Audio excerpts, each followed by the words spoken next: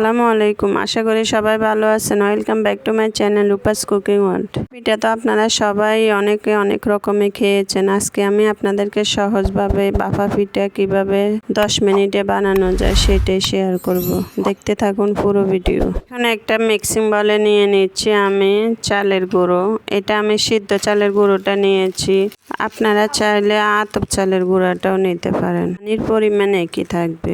স্বাদ মতো লবণ দিয়ে আমি ভালো করে হাত দিয়ে মেখে নেব। পরিমাণ মতো পানি দিয়ে যেন একটা দলা পেতে আসে সেরকম দেখে বুঝতে পারছেন গুঁড়াটা আমার হাতে দলা পেতে আসছে।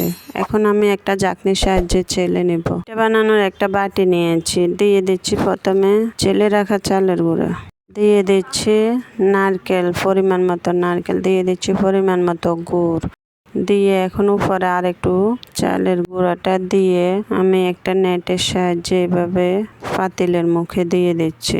প্রথমে আমি পানিটা ফুটিয়ে নিয়েছি। পিঠাটা দিয়ে দিচ্ছি। কিভাবে দিচ্ছি দেখে বুঝতে পারছেন। চুলা লো হিটে ঢাকনা দিয়ে 2-3 মিনিটের জন্য অপেক্ষা করব। এভাবে আমি সবগুলো পিঠা বানিয়ে নিয়েছি। দেখে বুঝতে পারছেন পিঠাগুলো কতটা লোভনীয় হয়েছে। দেখে বুঝতে পারছেন পিঠাটা পারফেক্ট ভাবে হয়েছে।